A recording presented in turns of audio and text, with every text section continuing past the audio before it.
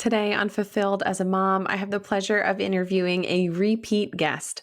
Shonda Moralis is a licensed clinical social worker and a psychotherapist. She just released a new book called Don't Forget to Breathe: 5-Minute Mindfulness for Busy Women: How to Beat Stress and Find Calm Anytime, Anywhere.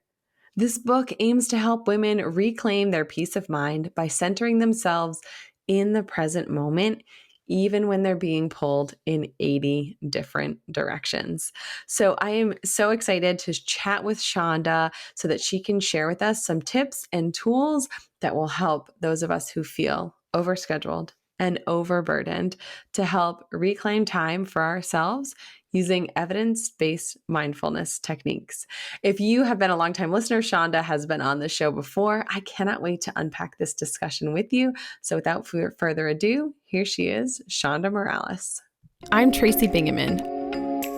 I'm a full-time working mom of 5 who got sick, burned out, quit my job, and now I teach women how to mom smarter, not harder. The pressures of modern motherhood are intense. You're a busy working mom juggling all the balls and living in fear of dropping the exact wrong one. Here you'll find the tools you've been searching for to confidently prioritize your life and optimize your ability to rock all the hats that you choose to wear. I'll show you how to break through your limiting beliefs so you'll have more time and more money than you know what to do with. Because even in the busiest seasons of life, you can grow to master your money, own your time, and be the mom with all the margin. This is Fulfilled as a Mom. Awesome. All right, Shonda, welcome back to the show. I'm so excited to have this discussion with you today. Hi, Tracy. It's so good to be back with you after a couple of years and and time to talk and collaborate and chat in between. If you are a new listener to Fulfilled as a Mom, Shonda was our very first guest. And I went back and listened to that episode this morning, and it showed me how far I've come as a podcast host. But we are unpacking today some breathing techniques, some mindfulness breaks, and just talking about how we can use mindfulness and breathing and being intentional throughout the day to kind of get back in the driver's seat of our emotions and kind of feel better about what is going on. So first things first, what's the difference between just taking a deep breath, mindfulness, meditation? Which one of those is kind of easiest for us to implement, and how are they different from each other? Yeah, I think it's important to distinguish just briefly what the definitions are so we know the semantics, what we're talking about here. So mindfulness is paying attention to what's happening in the moment with an attitude of kindness and curiosity. And it's that second part of the definition we tend to miss because we know mindfulness is present moment awareness, but we often forget that as best we can, we're bringing this non-judgmental, curious attitude. So the opposite of mindfulness is when we're on automatic pilot. We all know what that's like. We drive somewhere familiar and we get there and we think, oh, wow, I don't remember making a turn or passing this place. We were in our minds in the future, worrying, what ifing, or running through a to-do list, or in the past, rehashing a conversation. So mindfulness brings us back into the moment. And it's so important because it's powerful that we have awareness, because if we aren't aware of our thoughts or our body sensations or emotions, we're not able to make a choice of how we respond in situations, and we're not able to choose where we place our priorities and our attention and so forth. So that's mindfulness. Meditation is carving out time in our day to practice the skill of mindfulness. And people will think about, sitting in lotus position, curling up like a pretzel, whatever that is, going on, getting quiet and, being undisturbed for a few minutes. That is meditation. And that's a formal meditation. So the best we can, we are uninterrupted. We might focus on the breath. We very soon will notice our mind and our attention drifts off. We bring it back over and over again. So just to clarify, with meditation, the biggest myth I run into is that we need to clear our mind of thoughts. And if we're not thinking anything, then we're doing it wrong. When in fact, we're just familiarizing ourselves with our busy minds. We notice all the places our mind goes and takes us and our attention drifts to, and we bring it back over and over again. We're training our mindfulness muscle of attention as we practice meditation. And then There are mindful breaks, which are these reminders and pauses in the midst of our day where we don't need to go off and get quiet and be uninterrupted. We can just bring our attention back and come out of autopilot, bring ourselves out of autopilot. So we're back in the driver's seat, like you mentioned, and start our day, all over again in that moment. So Mm.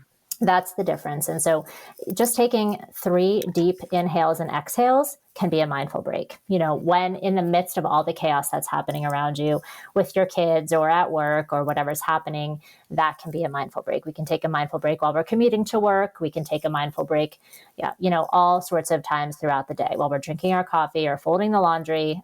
So endless opportunities. And the point of the mindful breaks are so that they're not something else to add to our to-do list. It's a way to be more aware and present for our lives.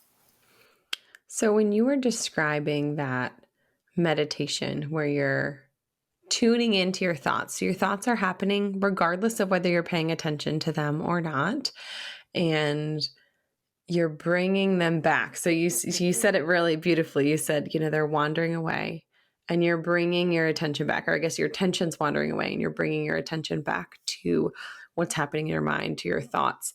And it just reminded me of, as a parent, when you have a kid and you're trying to get them to do something, or even they're trying to do something and it's something they want to do. And then they're like, look, a squirrel, then they, sorry. And they're like, they wander away, right? Oh, we're raking leaves, we're doing this thing, and then they're like, look, a swing set, and their attention wanders, and you don't say, hey, Jimmy, what the heck? Why would you ever pay attention to the swing set? Like, you're so dumb. Like, none of us would ever say that to our kid. And you gently say, oh, remember, we're working on this. Remember, we're focusing on this. Remember, we're trying to get your clothes put in the drawer, whatever it is that you're helping them to focus on. And that, to me, it's this beautiful reminder of being more gentle with myself, and just to check in, would I talk to someone else the way that I'm talking to myself? So can you unpack a little bit that inner mean girl, or that inner dialogue that we have that oftentimes isn't very nice, the Oh, things yeah. that we're saying? Yeah, one of the most common things we all encounter, right, if we have conversations with other women or we're working with women, is that we are very self-critical. And so I always say, with our kids as well as ourselves, like you're saying, we need to be firm and kind. So that's the difference between being mean. We're being firm, we're clear with our boundaries and our communication, but we can also have a kindness and a lovingness to it as well. And absolutely, how would I say it to somebody I care about, my best friend, my daughter? I wouldn't, just like you said, be harsh. And we know that positive reinforcement is motivating, not negative reinforcement. And what you Mm. demonstrated of, like, how dumb can you be to go look at the swing set? That is obviously negative reinforcement, and that will just squash somebody's spirit. So positive reinforcement is instead, hey, look what you did, giving yourself a high five, like, wow, look at me go. I'm proud of myself, or look at the effort, that sort of thing. It's that growth mindset. It's the positive self-talk. And, it can sound kind of cheesy and cliche and forced, and it often feels that way in the beginning. But why, when you stop and think about it, why wouldn't we talk to ourselves Mm. kindly as if we would to somebody else? And I talk about that as well when I talk to women about how they view their bodies, and talking about food and our relationship to it's what is a loving way to treat my body right now? Is it loving to eat an entire gallon of ice cream at one time, even though there's a part of me that might want to do that? It's not very loving. A loving thing to do would be like, wow, I'm having this beautiful bowl of ice cream and I'm really enjoying it and savoring it. So it's all of that attitude that we try to have. And again, we don't want to get caught up in judging ourselves for judging ourselves, which we do as well. How could you judge yourself so much? What's wrong with you? And it just spirals, right? That's You're right. yelling, That's you're right. mad at yourself for judging, Yes. you're judging your judgment, and so how do you break that cycle? So if you are in a shame spiral, or Yeah. feeling like you're judging yourself and then you're beating yourself up for beating yourself up, what do we do to get out of that cycle? Yeah, you simply name judging. Ah, there it is. And then you take the emotional charge out of it. When we label it, there's anger, Mm. there's judging, there's bliss. I mean, all of it. We get a little bit of distance from it, and we can really examine it and notice it. And that is mindfulness, and that is where the power is, because it's sort of like, okay, or, I am so frustrated right now. I am like heading toward a meltdown with my kids, right? I am going to have my meltdown. So I can say, I am so frustrated. Frustration's here, anger's here. And that gives me just that split second to say, okay, now what do I do about this? Versus I am lost and I am swept up. And we say emotionally hijacked. I pull out of that emotional hijack state. Yeah, it is. It's almost like that. Have you seen the movie Inside Out? Where the I haven't, but I know I so, need to. Everybody tells okay. me I So need to. anyway, so I mean, it's just essentially, if you haven't seen it, go watch it. But it's inside this girl's mind, and there are actual characters. One of them is joy. One of them is anger. One of them is other things. One of Right, them right. sadness. She's Yeah. very sad. She's Yeah. blue. She's like Uh-huh. very down. But it's almost like you're saying, if you've seen that movie, okay, this is what anger looks like. This is what anger feels like. And that you're just giving yourself just a little bit of space and enough perspective to say, oh, this is anger. It's here. I feel it. And that and almost like it's okay to be angry. It's Right. okay to be sad. It's okay to be Exactly. overwhelmed and frustrated and all the things that we feel. And so once you name the emotion, where do you go from there? Right. So there's so much power in that, and exactly what you said. I name it. So, and Dan Siegel teaches mindfulness for parents, and he talks about name it to tame it. We talk, Hmm. and so then it is. What did I want to say about? Oh, the acceptance. So it's this allowing. It's already here, because we can get so stuck on adding, oh, why is it here? What's wrong with me? I don't want it to be here. It was here before like this. No, it's here, and now what? So we name it to tame it. And then, often, if we need to calm down, if it's an intense emotion, we want to take those nice deep breaths in through our nose and out through our mouth. And people say, well, that sounds so simplistic.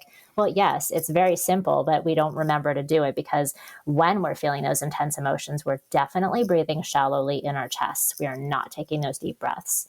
When we take the deep breaths, that sends a signal to our brain. There's no danger, there's no threat, fight or flight calms down, and we're able to think more clearly. We know this from neuroscience, and then we're able to choose our response. So then it's, okay, what's the next right step here? Or what is the next right thing to say to myself? Like you're saying, do I want to speak kindly to myself? How can I do that? Even if it feels a bit artificial.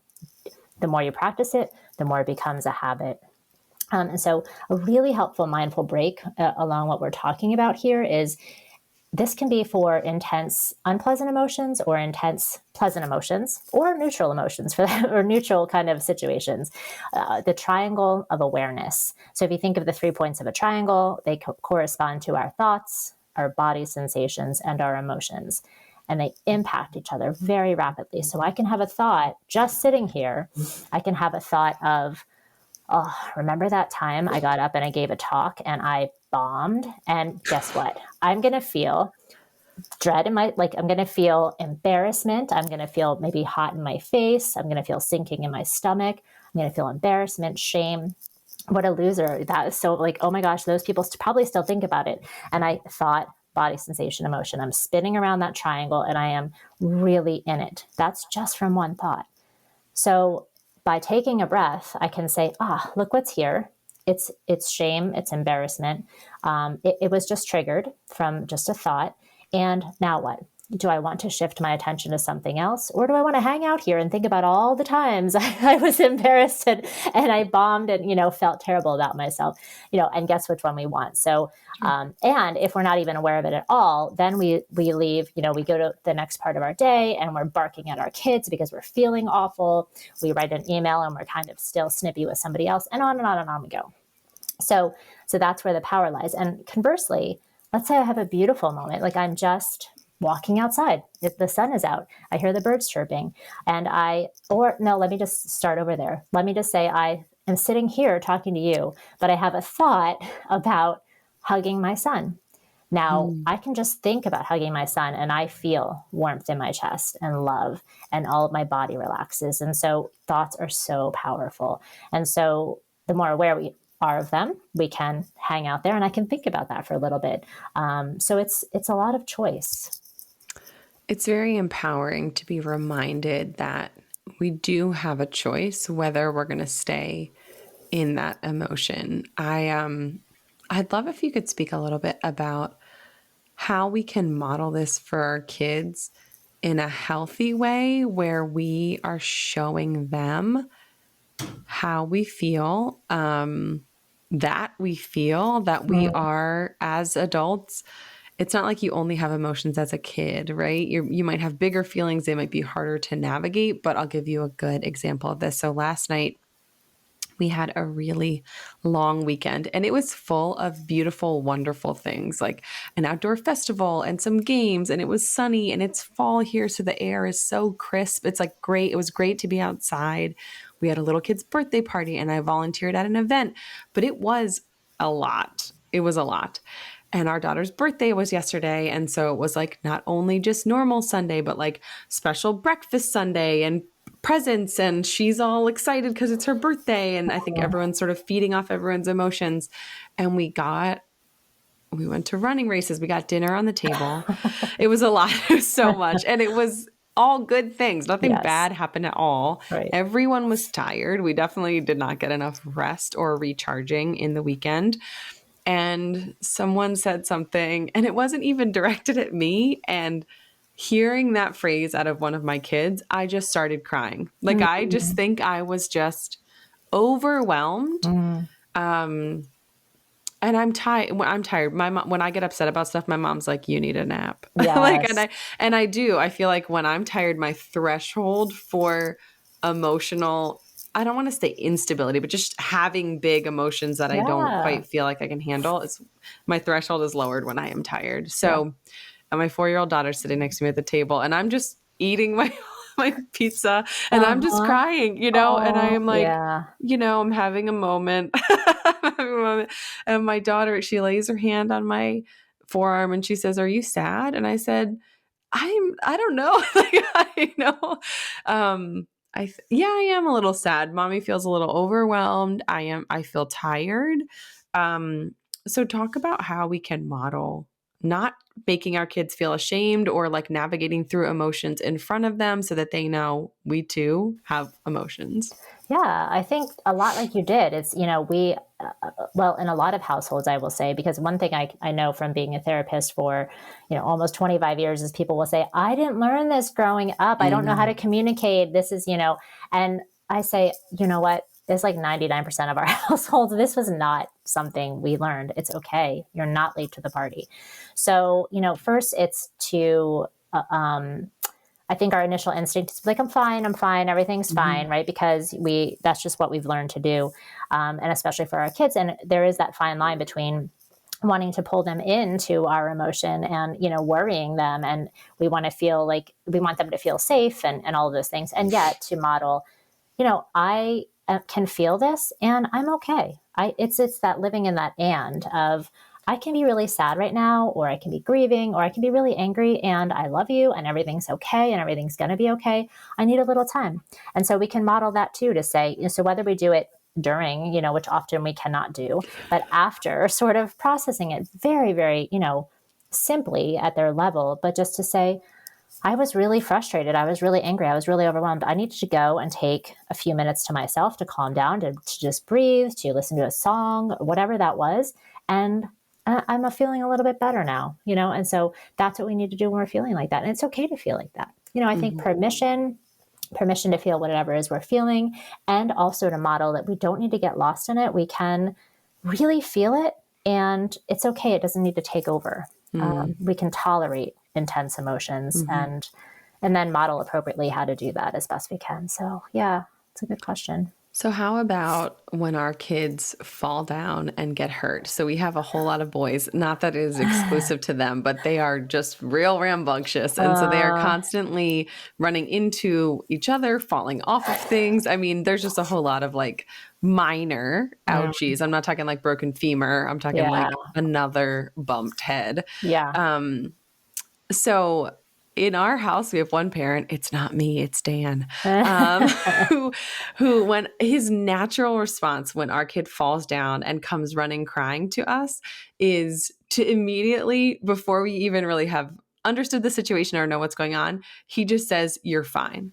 Yeah. And he says you're fine because I think that's what his mom said to him or his dad said to him when he came, like, "Oh, skin money." They're like, "You're fine. You're fine." Which, like, our kids, they're fine, right? They're not, this is not like a major injury, but what can we say to kids instead of "you're fine" to validate, like, you're hurt, you're upset, you're crying, what happened, to be more investigative and less like commanding to them that they're okay. Yeah, exactly. It's trying to assess and help them name their experience, which is what we want our kids to do, is be able to name, this is what I'm feeling, and it's okay that I'm feeling this, and I can label it and name it, and that's okay. So absolutely. I think what he's trying to say is, you're going to be okay. Yes. But what we miss, and this is not just Dan, because I teach this, I talk about this for 25 years and I do it still, which is we miss validation. Oh, that hurts, man. That looks like that hurt, and where'd you get it? Was it your arm, your leg? What happened?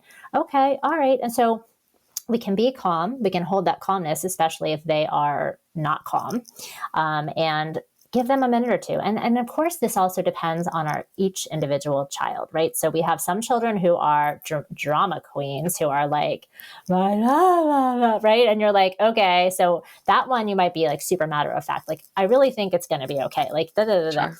right? But then there are other ones who are like, so stoic or whatever, and then it's okay to say, and if they're crying, then so knowing your child, where they fall in that continuum, and kind of adjusting that way. But there is so much power in any relationship and any communication that we have with anyone of validating, which is like one sentence or two sentences. Wow, that looked like that hurt. That hurts. That kind of thing. And then that's probably all they need, unless a hug or something like that. And then they're off and they're running again. So, yeah. Yeah, I think often as a parent, we skip over validation and go right to either a solution. And this happens to us with bickering children. Yes. When they're arguing and they come in and they say, so-and-so did such and such to me, right? I'm like, okay, first of all, I didn't witness this because I'm getting ready to feed you and so-and-so, right? And also my natural inclination is to say, just like to yell in the other room, like, don't do that anymore, stop. Knock it off. Enough, insert activity here, that's enough. Right. So how can we kind of validate that and also empower them to deal with it themselves, or just like get over it on their own, or whatever comes next? Yeah. I mean, again, I think that quick validation of, oh, that sounds frustrating, or that sounds something. I'm sure, I trust the two of you can work that out and figure that out. Or, then we know if we need to intervene. But, as best we can, letting them work that out. And again, knowing the kid and knowing how they interact and their age difference, right? Like who's doing what in there, and what's the most likely scenario. I think that I might need to be saying more words. And I'll tell you what I mean by this. So this is me. I'm washing dishes. I'm cooking dinner. Someone comes running in. So-and-so did this. Or they just yell from the other room, he's looking at me. Right. And I just say, figure it out. Right. Instead of saying like, oh, looking at me is a little exaggeration, but like, oh, that sounds frustrating. I trust that you guys can figure that out together. And maybe I have to walk the 8 steps from our sink to our playroom to say, hey guys, I hear that this is happening. I understand that you're feeling frustrated. Between the two of you, I trust that you can figure out a solution where blah, blah, blah. Maybe. And maybe what you're, how you're responding is perfectly appropriate too, because then you'll train them enough to be like, you can't go to mom because we have to figure it out ourselves because she doesn't have time to be bothered with it. So, that's perfectly fine sometimes too, that it's, they will know that eventually they need to figure this out themselves. I can feel it in my bones. This is the year that you're going to stop saying you're going to get out of debt and actually freaking do it. You're striving to hit that next financial goal and working to make some room in your budget so that you can make it actually happen. What if I told you that I've got a dozen strategies that will help you save over $15,000 this year? Yep, 12 things to start doing or stop buying to put $15,000 back in your pocket and launch you towards your next money milestone. Click the link in the show notes to download your copy of the Money Saving Guide to kickstart your savings or knock that next debt off your list today. All right, I'd like to switch gears a little bit, and this is something that you and I have a little bit of a disagreement on, but I think a little bit of healthy debate is important. So Yes. many women, myself included, Yes. talk about the impossibility of balance. And I think for me, it's the specific connotation that that balance word holds. But Yes. you have a beautiful definition of balance, and you say that it is not only possible to have balance in your life, but optimal to be balanced and to be able to recalibrate this balance. So tell us more about balance in life and how you see it. Yeah, I love this. I love this discussion too. So I think for me, the definition is it's an ongoing, gentle recalibration of our priorities moment to moment and over time and as we move through the phases of our lives. So yes, if we're looking at life balance as this, sort of nirvana, this place, we find it, we get it, it's done, or, it's this weighted balance where it's exactly even, then of course not. That's never going to happen. And we never get it exactly right. It's not about perfection. It is about, can we have this sort of fun, playful, experimental attitude with it and just being on the lookout for when it falls off, when life slams us and it really pushes us off course, or when there's, within our own doing, we've kind of, maybe a weekend like you just had, maybe to course correct, you're like, you know what, next weekend, guess what, folks, we are hanging out at home on Saturday or whatever that looks like. So that's to me is that gentle recalibration. It's kind of like, look, I'm feeling depleted here, or I'm craving more friendship here. So it's not just about calming ourselves down all the time. And I like to say that too about mindfulness and meditation. It's not always about calming ourselves down. We definitely need that. And we need that to be able to think clearly, but we need to be relatively calm. However, there are times where we're like, you know what? I'm feeling kind of bored. I'm feeling kind of blah, lackluster. I want a little more energy in my life. I want an interesting project. I need something to look forward to. I want fun. I want play. That is all important too. And so that can be part of where balance, we can get into just chores, work mode, to-do list, and it's not great. So how do we recognize what we're craving, what we're needing, and how do we take one small, tiny action step toward recalibrating the balance? And so it's, not as best we can using that judging, harsh voice with ourselves when we recognize things are out of balance. It's more like, instead of what's wrong with you? How could you be so out of balance? It's more, look where we are. All right, what can I do to kind of shift a little bit more toward the center here? I think that's great, that observation and tuning into how you feel about how things are, and then not this big overhaul. Like we've got to quit a job and change our life Oh, and yeah. do like, oh my gosh, something has to give. And I think when we are frustrated or to the point where we're like, something has to give, we feel like that something is a huge something. Yes, But absolutely. but that small shift, what's the next step? What's something that you can do that's within reach today Exactly. to help kind of turn the dial? And it doesn't have to be major. It can be getting to bed on time. Like Absolutely. last night after this like meltdown at the dinner table, I'm like looking at the clock. It's like 8:20. I'm like, it feels like it's time. I feel like, Yeah. my body needs more sleep. My emotions need more, more room to breathe. And for me, that comes on the other side of a good night of sleep. Hallelujah. Amen Yeah. for that one, for sure. Yes. So if someone is listening and they're wondering, well, that sounds great, but I don't know, am I in balance? Am I not in balance? How do I figure that out? And like, how do I know what's like some low hanging fruit for steps that I can take or things that I can change? Where can we go with that question? Right. Definitely.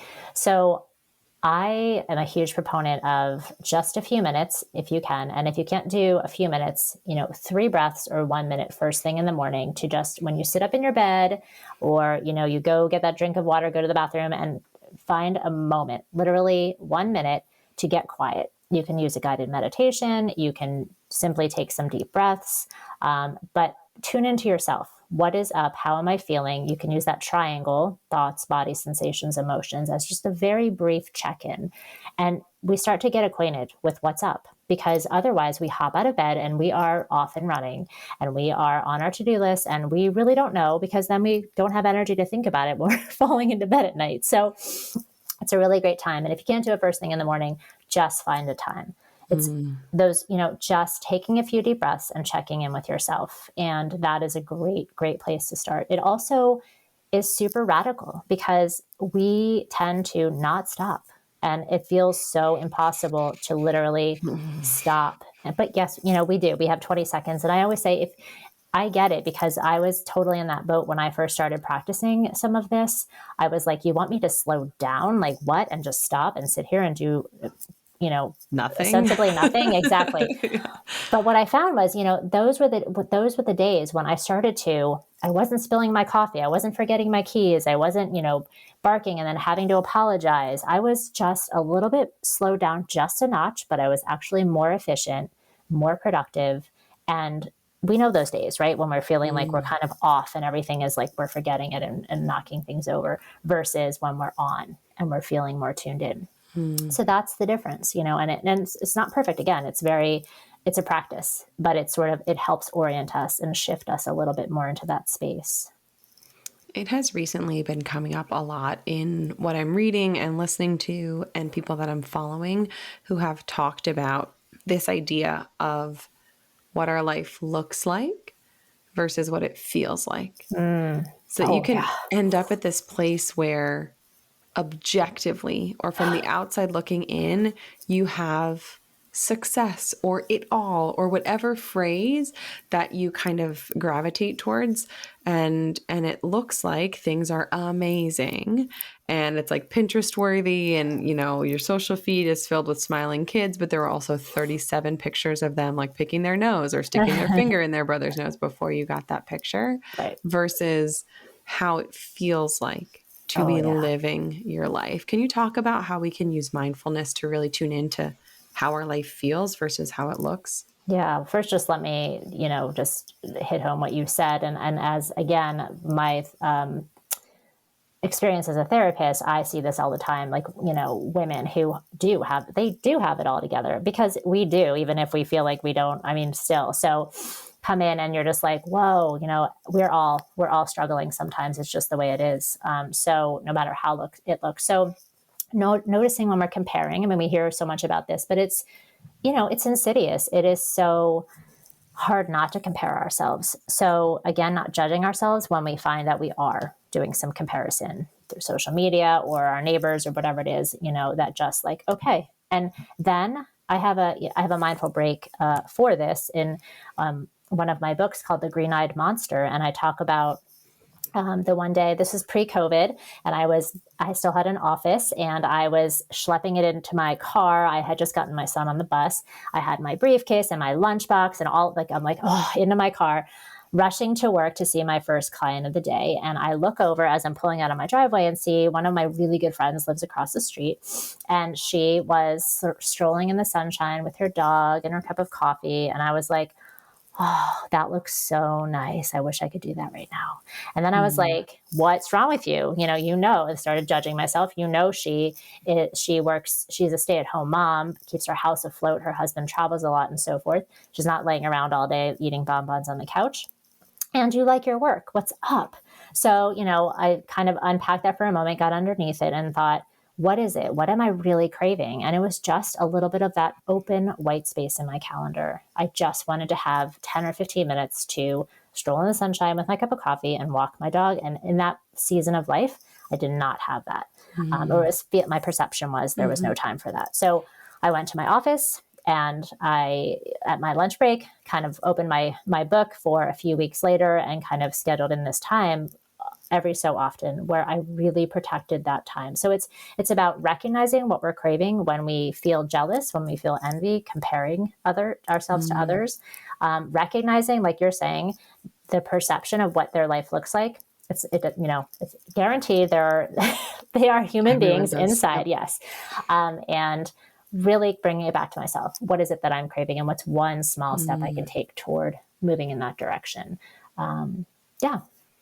Yeah, I think that it's interesting. As you were saying that, I think there was for sure seasons of my life where I was moving so quickly and I was feeling so stressed out and so burdened by this wonderful life and this incredible schedule Yes. and all Yep. of the things. Like, I am so lucky to have kids who play flag football. And still, I sometimes feel frustrated about having to take them to practice. Right. And it doesn't mean that I don't see those things as a blessing. It doesn't mean that I'm not being grateful for all the things that I have. Like, you can have a wonderful, beautiful, full, very busy life that you're grateful for, and also want to change things so that you feel better about it.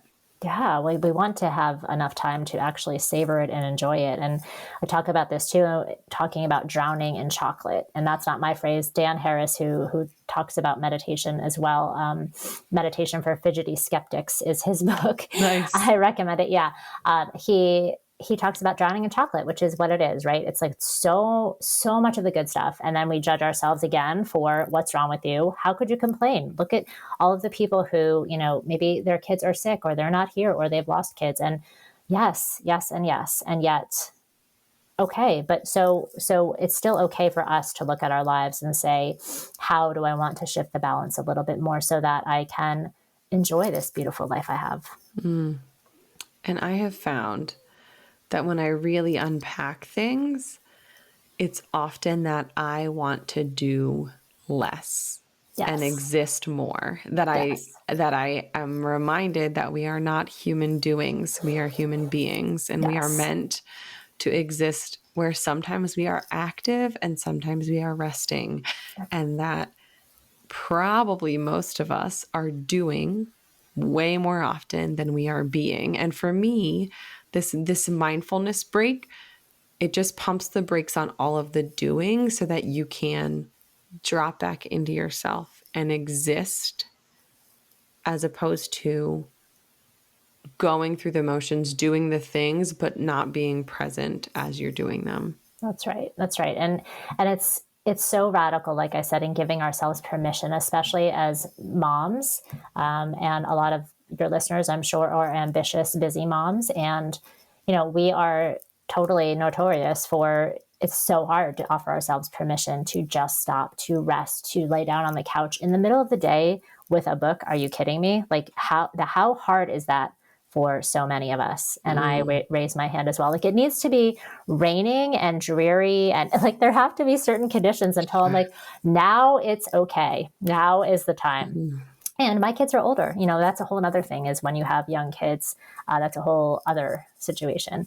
Young kids who need your time and energy, how to find this. But my goal is that it gives a tiny taste throughout the day to pull us off this hamster wheel, to pull us out of fight or flight so we can notice and be aware and savor more of our lives and cope with the tough times more gracefully ish, Mm. as best we can. And also, then I would say, as your kids get a little bit older, we can carve out more and more time to take back some things for ourselves, especially as moms, because we can really lose that. We can really Mm. lose what is just for us, how we really want to spend our time. We know we fall way to the bottom of the list. And when everything else is done, then maybe I might have time for that bubble bath or for Mm. anything. But going out and giving yourself permission. I just posted on social media today a permission slip of all of the things for Oh. for moms. So because we all struggle with this. Yeah.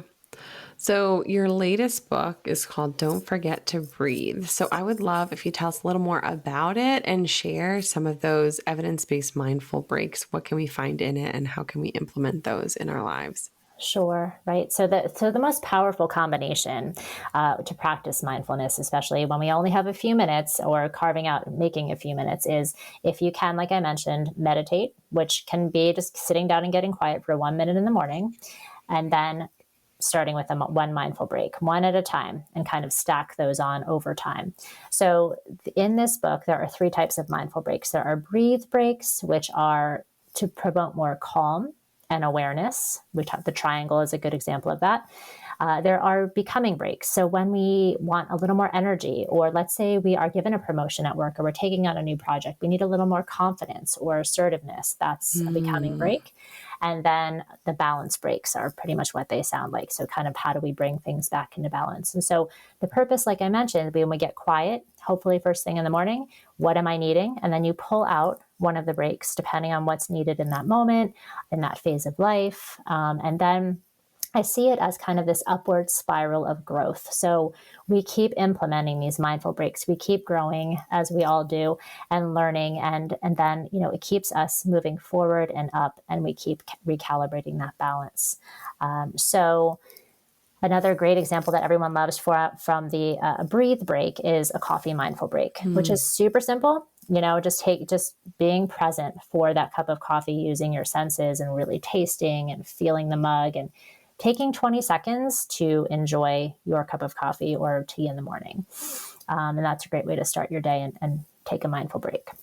An example of a becoming break, one of them is unmute yourself, which is talking about this. This came to me from a woman I worked with who, this was even pre-COVID, and she was on a lot of Zoom calls, a lot of Mm. conference calls, and she was really frustrated that she wasn't being promoted at work and being brought into projects that she was working on. And so she was talking with a colleague, and she said, "You know what? You have so many things to offer. You tell me about them, but you never speak up in our meetings." And she Mm. promised she was going to hit that unmute button and speak up or ask a question or contribute. And she said she was so nervous. Her she was sweating and her mouth got dry and her heart was pounding, but she made herself do it. And it got easier, as anything does when we do it over time. And very soon she started to be brought into projects and was given a promotion. And so some of us are really good at unmuting ourselves at work, but not in certain relationships, or vice versa. So knowing where in our lives do we hold back? Do we shrink a little bit? And can we practice that, Mm. sort of visualizing ourselves using that unmute button and speaking up? Yeah.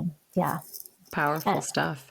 Can you unpack for us a little bit about the physiology of how your body changes, whether you're just at rest or angry and you do a mindfulness break, and also how this can be beneficial to our health and wellness long term?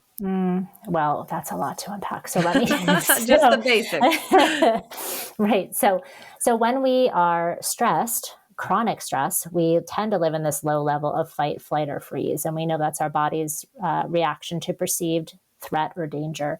And super helpful. We know when we're crossing the street and we look up and a car is coming toward us and we need to fight or flight kicks in, our heart starts pounding and our muscles jump into action and we hop out of the way. Great.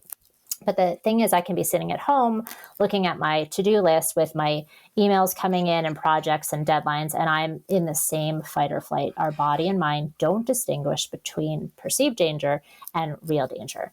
And so what happens during fight or flight is that front part of our brain, the prefrontal cortex, in charge of planning and organizing, seeing the big picture, it slows down. It's not very effective.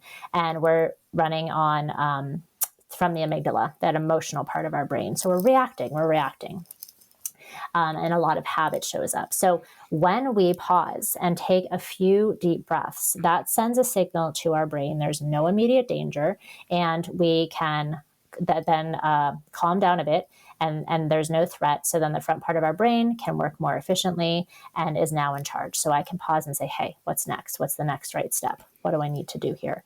And that's what we know over time with chronic inflammation, with chronic stress, is that we go into chronic inflammation. And you as a PA can talk probably better around that better than I can.